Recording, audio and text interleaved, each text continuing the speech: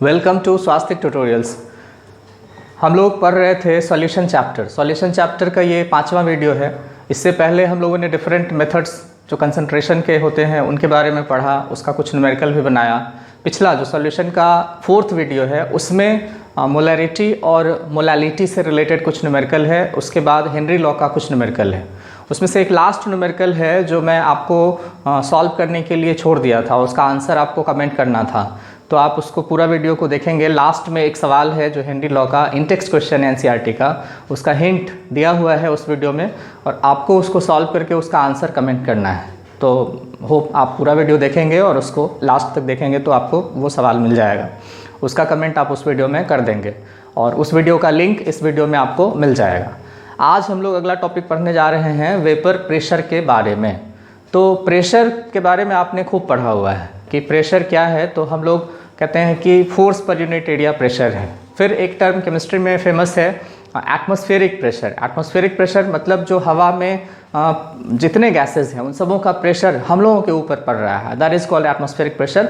और उसका जो वैल्यू है 1 एटमॉस्फेयर हम लोगों ने एक कांस्टेंट रखा हुआ है 760 मिलीमीटर मरकरी कहते हैं सी लेवल। वहाँ पे ध्यान देना होगा कि सी लेवल हाइट पे वो एटमॉस्फेरिक प्रेशर का वैल्यू 760 मिलीमीटर ऑफ मरकरी होता है। अगर आप हायर एल्टीट्यूड्स पे चले जाते हैं तो वो एटमॉस्फेरिक प्रेशर कम हो जाता है, तो उसको हम लोग फिर थोड़ा बदल करके कैलकुलेशन करते हैं। एसटीपी एक केमिस्ट्री का जो टर्म है एसटीपी, उसमें हम लोग कहते हैं स्टैंडर्ड टेम्परेचर प्रेशर। तो वो प्रेशर का वैल्यू जो है सो 1 एटमॉस्फेयर हम लोगों ने फिक्स रखा हुआ है। अभी वेपर प्रेशर के बारे में बात करते हैं। तो वेपर प्रेशर जानने की होता क्या है। मान लेते हैं कि हम लोगों के पास एक गिलास पानी है और उस एक गिलास पानी को थोड़ा सा कम कर दें, तो उसको अगर ढक करके रख देते हैं तो आप थोड़ी देर बाद 2-4 घंटे के बाद आप चल करके आएंगे तो जिस प्लेट से आपने उसको ढका होगा उस प्लेट पे आपको थोड़ा सा मॉइस्चर दिखाई देता है। तो ये पानी का जो मॉइस्चर है वो ऊपर तक पहुंचा कैसे, तो वो ज़रूर से उसमें वेपर में कन्वर्जन हो रहा होगा। वेपर में कन्वर्जन में कन्फ्यूज़न क्या होता है लोगों का कि वेपर में कन्वर्जन तभी होगा जब पानी का टेम्परेचर 100 डिग्री सेल्सियस होगा। ज़रूरी नहीं है पानी का टेम्परेचर 100 डिग्री सेल्सियस ही हो तभी उसमें वेपर में कन्वर्जन होगा, ऐसा कोई ज़रूरी नहीं है। सिंपल सा एग्जांपल आपको याद है कि कपड़ा जो है सो कभी भी हम लोगों का सूखते रहता है, जाड़ा में भी सूख जाता है। सरफेस पे फ्लोर पे अगर आप पोछा लगा के देखें तो पानी का सरफेस पे एक लेयर लगता है, तुरंत सूख जाता है। खाली फ़ैन ऑन कर देते हैं सूख जाता है, जाड़ा हो या गर्मी हो। हाँ, गर्मी में जल्दी सूख जाता है, जाड़ा में देर से सूखता है। इसका कारण एटमॉस्फेयर में जो वेपर का जो कंसंट्रेशन है, जो सैचुरेशन है, वो उसको डिसाइड करता है। बरसात के समय में कपड़ा सूखने में ज़्यादा समय लग जाता है और गर्मी में जल्दी सूख जाता है, क्योंकि एटमॉस्फेयर में जो मॉइस्चर का कंटेंट है वो गर्मी के समय में कम है, तो अनसैचुरेटेड है, जल्दी सूख जाएगा। तो ये वेपर में कन्वर्जन हर एक टेम्परेचर पे होगा। वो वेपर में कन्वर्जन आपको पानी का ग्लास में ऊपर प्लेट पे दिखता है। तो हम लोग उस चीज़ का एक डायग्रामेटिक रिप्रेजेंटेशन करें कि आपके पास जो है सो एक ग्लास है, एक ग्लास में कहते हैं कि पानी जो है सो यहाँ पे या इतना तक हम लोग कहते हैं कि है, इसको एक प्लेट से यहाँ पे कवर कर दिया। तो कवर कर देंगे तो इसमें जो है सो वेपर इसमें बन करके तैयार हो जाएगा। एक समय ऐसा आएगा जिस समय जो वेपर्स का पार्ट्स है वो सब बनना बंद हो जाएगा। ये सरफेस ऑफ वाटर है और इस सरफेस के ऊपर वेपर्स का अमाउंट जब पूरी तरह से उस एटमॉस्फेयर को सैचुरेटेड कर देगा, तब कोई एक वेपर जो चलते चलते इस सरफेस से टकराएगा तो वो कंडेंस हो जाएगा। तो ये वेपर फिर से कंडेंस होकर के लिक्विड वाटर में कन्वर्ट हो जाएगा। तो एक जगह खाली हुआ, उस जगह खाली को भरने के लिए फिर से वाटर का एक मॉलिक्यूल जो है सो वेपर में कन्वर्ट हो जाएगा। इस तरीके से एक समय ऐसा आएगा कि H2O लिक्विड और H2O गैस, इस दोनों के बीच में एक इक्विलिब्रियम एस्टैब्लिश हो जाएगा। ये प्रोसेस तो रिवर्सिबल शुरू से ही होगा, बट इक्विलिब्रियम का एस्टैब्लिशमेंट होने में थोड़ा सा टाइम लगेगा। केमिकल इक्विलिब्रियम चैप्टर में आपने पढ़ा होगा कि इक्विलिब्रियम कांस्टेंट अगर हम लोगों को लिखना होगा तो partial pressure of H2O gas हम लोग लिखेंगे और H2O लिक्विड और सॉलिड का हम लोग क्या कंसंट्रेशन 1 लेते हैं। तो ये चीज़ है। तो यहाँ पर जो इक्विलिब्रियम कांस्टेंट है वो partial pressure of H2O gas के इक्वल आपको मिल जाएगा। अब ये जो वेपर्स है, ये वेपर्स वाटर के सरफेस पर एक प्रेशर अप्लाई करता है। उस प्रेशर को हम लोग कहते हैं वेपर प्रेशर। तो साधारण भाषा में हम लोग कह सकते हैं कि pressure exerted by the vapours of a liquid on the surface of liquid when equilibrium has been established between liquid phase and vapor phase is called its vapor pressure at constant temperature. Temperature का ख्याल रखना है कि वो constant होना चाहिए। क्यों? क्योंकि इक्विलिब्रियम कांस्टेंट जो है वो भी टेम्परेचर के साथ बदलता है, तो इक्विलिब्रियम कांस्टेंट ही तो है। पार्शियल वेपर प्रेशर जो हम लोगों के पास आएगा वो इक्विलिब्रियम कांस्टेंट ही तो है, तो इक्विलिब्रियम कांस्टेंट टेम्परेचर डिपेंडेंट होता है। इस वजह से हम लोग कहेंगे कि ये जो है वेपर प्रेशर ये भी टेम्परेचर डिपेंडेंट होगा। तो डेफिनेशन कांस्टेंट टेम्परेचर पर हम लोग करते हैं, उसका लिखते हैं। तो ये वेपर प्रेशर को अगर लिखना चाहें तो हम लोग कहेंगे it is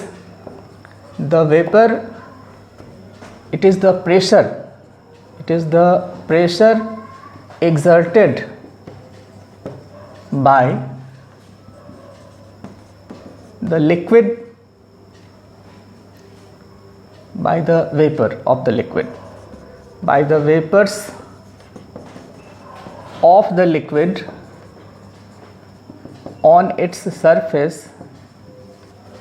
when equilibrium has been established between the liquid phase and vapor phase. Vapour pressure को कैसे डिफाइन करें? तो it is the pressure exerted by the vapours of the liquid on its surface when equilibrium has been established between the liquid phase and vapor phase. और ये क्या है? तो ये सारा काम होना चाहिए at constant temperature. टेम्परेचर बदलने से बदल जाएगा। अब हम लोग जान लें कि ये वेपर प्रेशर किस किस बात पर डिपेंड करता है। तो वेपर प्रेशर जो है सो टेम्परेचर पर डिपेंड करता है, और ये जो है सो किस बर्तन में रखा हुआ है उसके साइज से, उसके सरफेस से वो इंडिपेंडेंट होता है, उस पर बिल्कुल डिपेंड नहीं करता है। दूसरी बात, अमाउंट पर नहीं डिपेंड करता है।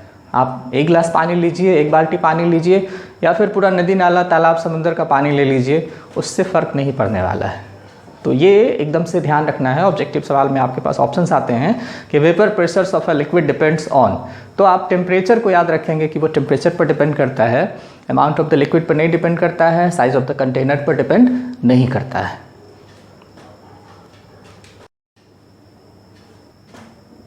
अगला टॉपिक है हम लोगों के पास बॉइलिंग पॉइंट। तो आपसे अगर पूछा जाए कि बॉइलिंग पॉइंट क्या है, तो सिंपली हम लोग कह देते हैं कि boiling point is the temperature at which a liquid starts boiling. But ये छोटे क्लासों में पढ़ाया जाता है 7-8 में, बट अभी 12th में आपको थोड़ा सा डेफिनेशन साइंटिफिक तरीके से बताना होगा। साइंटिफिक तरीके से बताने का क्या है मतलब, तो बताया गया बॉइलिंग पॉइंट को कि it is the temperature, boiling point it is the temperature at which vapour pressure of a liquid becomes equal to its atmospheric pressure. Its atmospheric pressure मतलब बॉइलिंग पॉइंट क्या है? तो वो टेम्परेचर जिस temperature पर किसी लिक्विड का vapour pressure उसके एटमॉस्फेरिक प्रेशर के इक्वल हो जाए।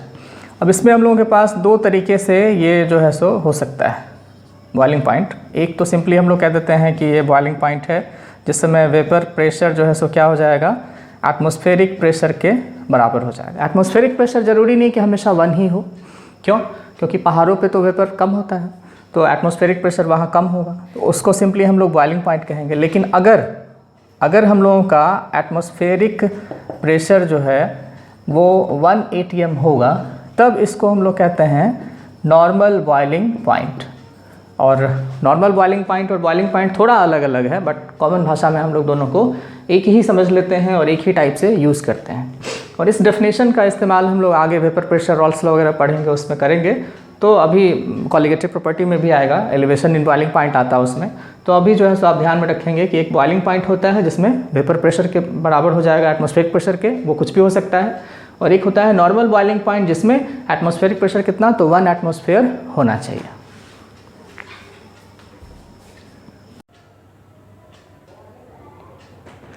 अगला टॉपिक हम लोगों के पास है इंटरमॉलिक्यूलर अट्रैक्शन फोर्स।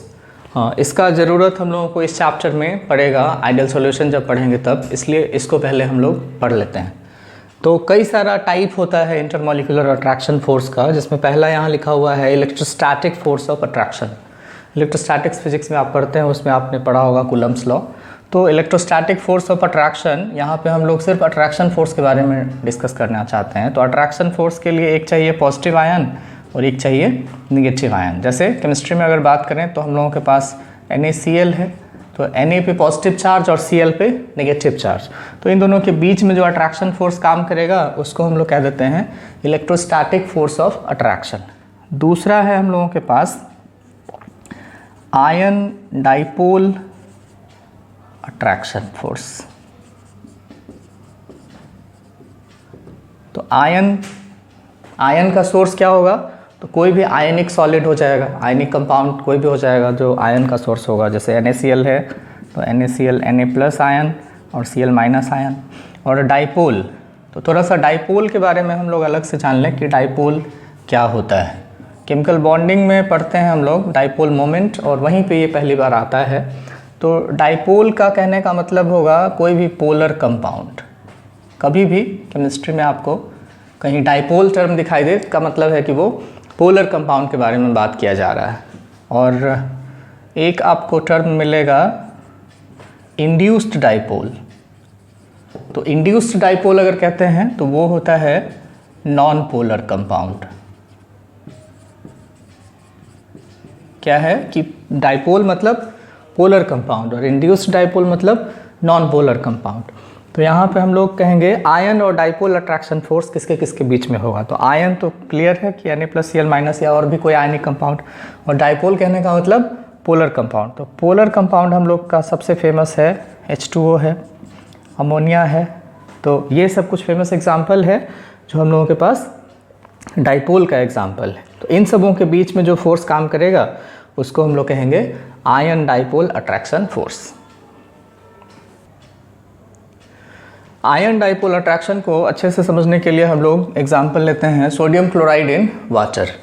पानी को कह सकते हैं कि ये H और OH का कॉम्बिनेशन है, इस पे Δ- और इस पे Δ+। इसको हम ऐसे Δ+ और Δ- से रिप्रेजेंट कर देते हैं।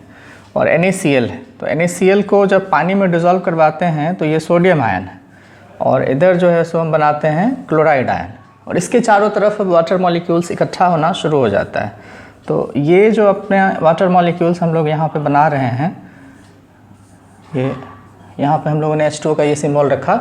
तो अभी ये क्या है? पॉजिटिव आयन है। तो पॉजिटिव आयन के पास में आएगा इसका निगेटिव वाला पोर्शन, तो Δ- इसके पास में रहेगा।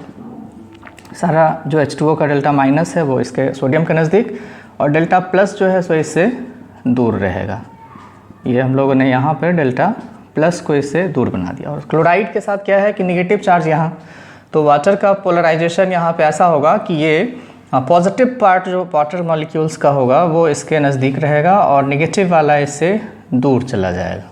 तो उसको हम लोग ऐसे डायग्राम से रिप्रेजेंट कर सकते हैं, Δ+ Cl- के पास में रहेगा सारा, और Δ- जो है वो Cl- से हम लोग दूर में ऐसे रिप्रेजेंट कर देंगे।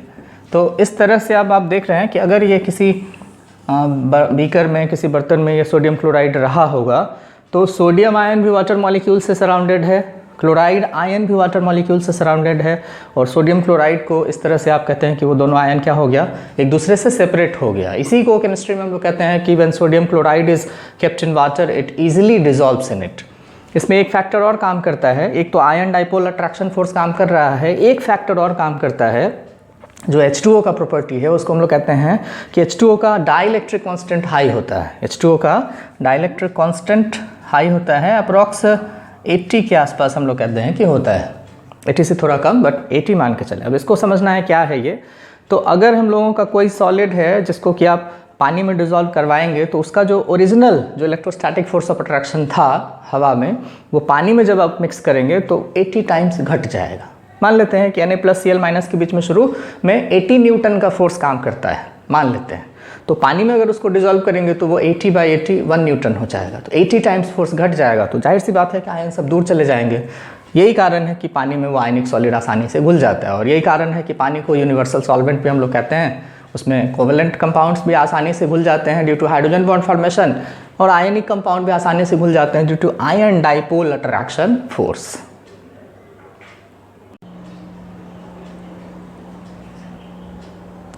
अगला हम लोगों के पास इंटरमॉलिक्यूलर अट्रैक्शन फोर्स है डाइपोल डाइपोल अट्रैक्शन फोर्स। तो हम लोगों ने अभी पढ़ा कि डाइपोल का मतलब पोलर कंपाउंड, यहाँ पर जो कंपाउंड होगा वो पोलर होगा, ये पोलर कंपाउंड, और यहाँ भी डाइपोल है तो ये भी पोलर कंपाउंड होगा। तो कोई भी एग्जाम्पल जिसमें कि दोनों पोलर कंपाउंड हो, आप आसानी से कह सकते हैं कि उसमें डाइपोल डाइपोल अट्रैक्शन फोर्स होगा। जैसे इधर H2O हम लोग रखते हैं, इधर अमोनिया रखते हैं, तो वाटर और अमोनिया आपस में मिक्स करें, अमोनिया इजीली डिसॉल्व हो जाता है, उसका कारण हम लोग कहेंगे कि डाइपोल डाइपोल अट्रैक्शन फोर्स होता है। हाइड्रोजन बॉन्ड भी एक तरीके का है, एक अट्रैक्शन फोर्स, यहीं पे मैं लिख देता हूँ कि हाइड्रोजन बॉन्ड भी यहाँ पर एक अट्रैक्शन फोर्स आता है, और इसका एग्जाम्पल जो है सो यही दोनों हो सकता है। इसमें क्योंकि ऑक्सीजन है, नाइट्रोजन है, तो हाइड्रोजन बॉन्डिंग होगा। हाइड्रोजन बॉन्डिंग के लिए एक साइड आपको हाइड्रोजन और एक साइड ऑक्सीजन, नाइट्रोजन, फ्लोरीन, इस तीनों में से कोई भी एलिमेंट, ये पीरियोडिक टेबल का सबसे इलेक्ट्रोनेगेटिव एलिमेंट्स है, तो इस तीनों में से कोई भी, और एक साइड हाइड्रोजन अगर अवेलेबल है मॉलिक्यूल्स में, तो उस दो मॉलिक्यूल के बीच में हाइड्रोजन बॉन्डिंग होता है। ये भी एक तरह का इंटरमॉलिक्यूलर अट्रैक्शन फोर्स ही होता है। अगला जो हम लोगों के पास इंटरमॉलिक्यूलर अट्रैक्शन फोर्स का एग्जाम्पल है वो है ion induced dipole attraction force. तो आयन आपको पता ही है कि कोई भी आयनिक सॉलिड में आयन मिल जाएगा। इंड्यूस्ड डाइपोल कहाँ, तो इंड्यूस्ड डाइपोल हम लोगों को नॉन पोलर कंपाउंड्स में मिलेगा। तो कोई नॉन पोलर कंपाउंड और आयन के बीच में जो अट्रैक्शन फोर्स होगा उसको हम लोग ion induced dipole attraction force कहेंगे।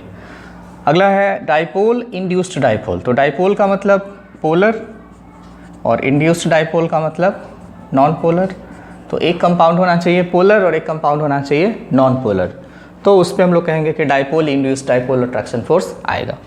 और 7 नंबर पे है इंड्यूस्ड डाइपोल इंड्यूस्ड डाइपोल, मतलब इधर भी नॉन पोलर कंपाउंड होना चाहिए और इधर भी जो है सो नॉन पोलर कंपाउंड ही होना चाहिए। इसको हम लोग और भी नाम से जानते हैं, इसी को लोग लंदन फोर्स भी कहते हैं और इसी को डिस्पर्सन फोर्स भी हम लोग कह देते हैं। तो ये हम लोगों के पास जो है सो 7 type of intermolecular attraction forces है। एक बार हम लोग ये जान लें कि इन सबों में किसका स्ट्रेंथ सबसे ज़्यादा, फिर किसका कम, किसका कम। तो यहाँ पे इंटरमॉलिक्यूलर अट्रैक्शन फोर्स का जो है सो ये ऑर्डर है, ये डिक्रीजिंग ऑर्डर में यहाँ पर लिखा हुआ है। यहाँ पर जैसे जैसे हम लोग नीचे जाएंगे फोर्स डिक्रीज़ करता है। सबसे पहले इलेक्ट्रोस्टैटिक फोर्स, फिर है आयन डाइपोल अट्रैक्शन फोर्स, फिर हाइड्रोजन बॉन्डिंग वाला फोर्स, फिर डाइपोल डाइपोल अट्रैक्शन फोर्स, फिर ion induced dipole attraction force, उसके बाद dipole induced dipole attraction force, और सबसे वीक होता है इंड्यूस्ड डाइपोल अट्रैक्शन फोर्स। तो ये 7 type of intermolecular attraction forces हैं जिनका इस्तेमाल हम लोग इस चैप्टर में करेंगे आगे, जब ideal solution non ideal solution पढ़ते हैं तब। हम लोगों ने शुरू में सॉल्यूशन चैप्टर में पढ़ा कि सॉल्यूशन का टोटल अगर नंबर्स चेक करें तो 9 टाइप का है। लिक्विड का सॉल्यूशन, सॉलिड का सॉल्यूशन, सॉलिड गैस का सॉल्यूशन, ऐसे टोटल सॉलिड लिक्विड गैस का 9 कॉम्बिनेशंस बनता है। बट हम लोगों का जो ये चैप्टर है ये मेनली लिक्विड सॉल्यूशन पर आधारित है, सबसे ज़्यादा इंपॉर्टेंस उसी को दिया गया है। तो अभी हम लोग लिक्विड सॉल्यूशन के बारे में जान लें कि लिक्विड सॉल्यूशन कितने टाइप का होता है। जैसे गैसियस स्टेट चैप्टर में आप पढ़ते हैं कि गैसेस को हम लोग क्लासीफाई करते हैं 2 तरीके से, एक को कहते हैं आइडियल गैस, एक को कहते हैं रियल गैस। आइडियल गैस कोई होता नहीं है, रियल गैस सारे होते हैं, बट फिर भी आइडियल गैस के लिए हम लोग आइडियल गैस इक्वेशन को डिराइव करते हैं और अप्रॉक्स उसी पे जो है सो सारा सवाल भी बनाते हैं। गैस होता है रियल, लेकिन हम लोग आइडियल गैस का इक्वेशन अप्लाई करके उस पर सवाल को सॉल्व करते हैं। तो यहाँ पे हम लोगों के पास जो है सो सोल्यूशन भी 2 टाइप का होगा, एक आइडियल सोल्यूशन और नॉन आइडियल सॉल्यूशन, जिसको हम लोग कहेंगे रियल सॉल्यूशन।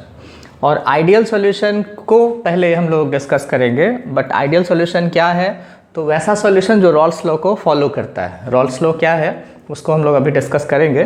तो यहाँ पे रॉल्स लॉ क्या है, तो वो valid for ideal solution only, या आइडियल सॉल्यूशन कौन है, तो जो रॉल्स लॉ को फॉलो करता है। दोनों एक दूसरे से रिलेटेड है। मान लेते हैं कि हम लोगों के पास एक बीकर है जिसमें कोई लिक्विड है A, दूसरा बीकर है जिसमें कोई लिक्विड है B।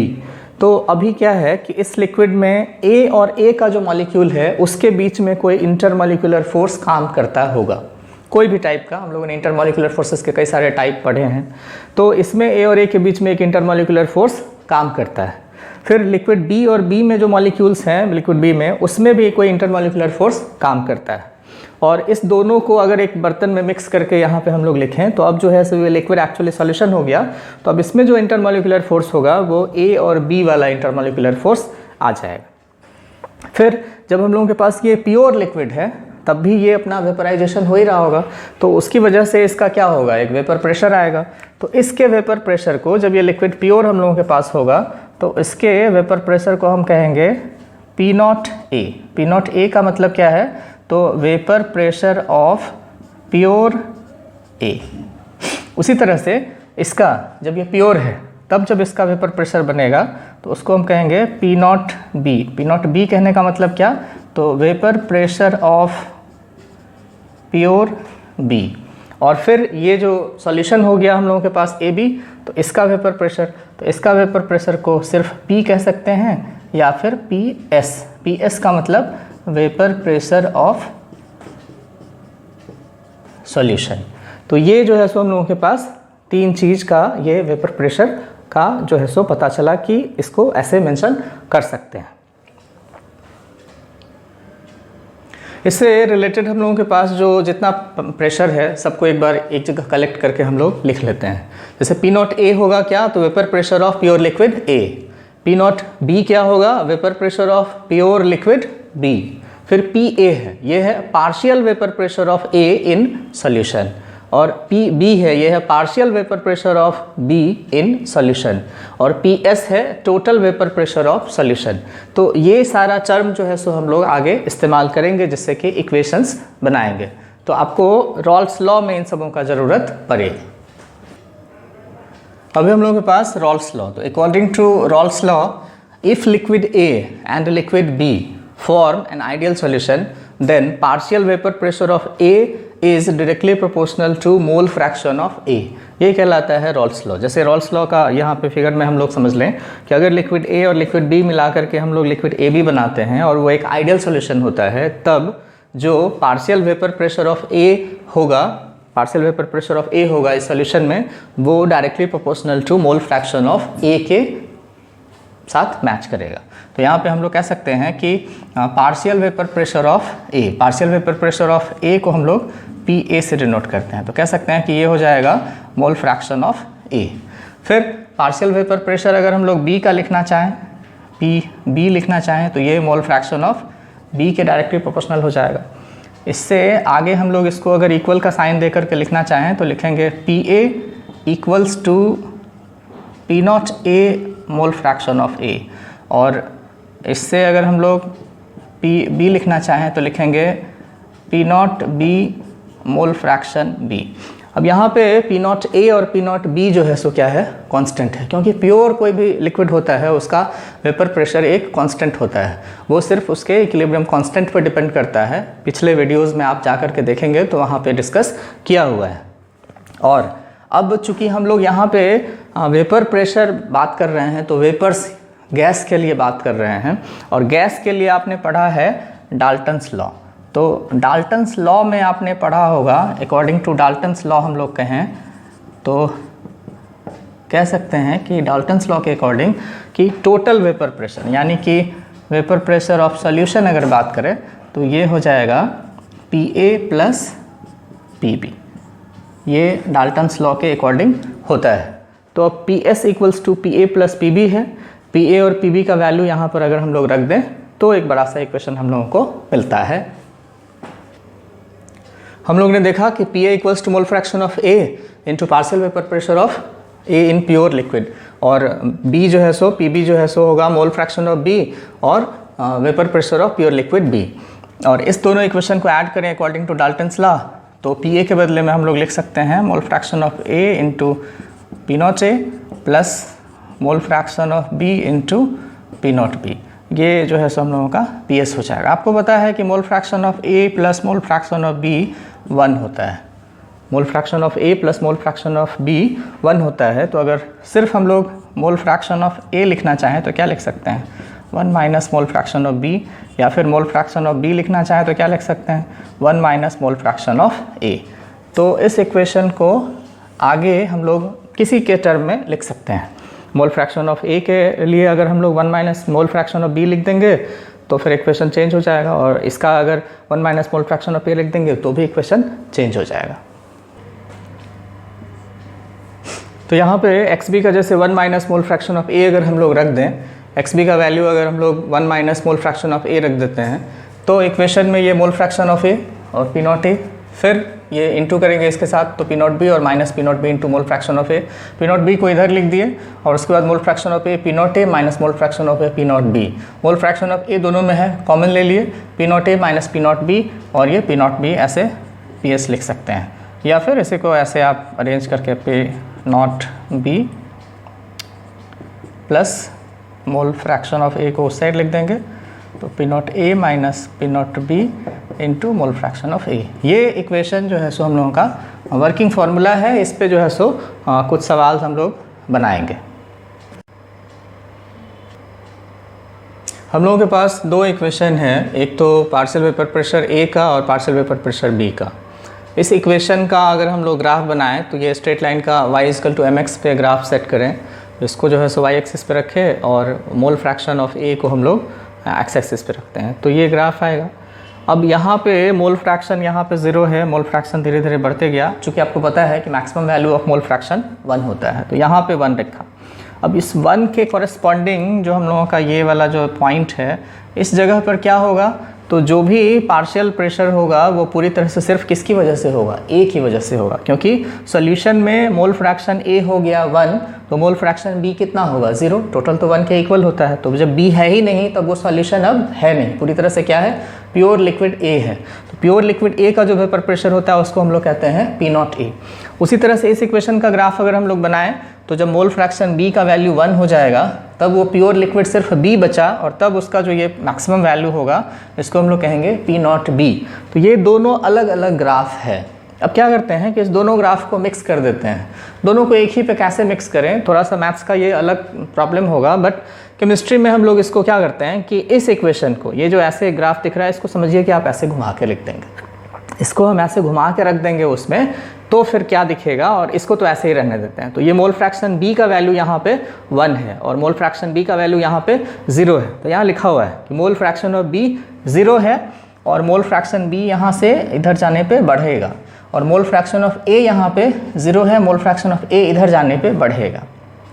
बी का value, mole fraction of B का वैल्यू धीरे धीरे बढ़ते बढ़ते इस पॉइंट पे हम लोगों ने कहा कि ये मोल फ्रैक्शन ऑफ बी 1 हो जाएगा, और ये जो मोल फ्रैक्शन ए का यहाँ पे 0 है ये इधर बढ़ते बढ़ते आएगा, तो ये मोल फ्रैक्शन ए का वैल्यू 1 हो जाएगा।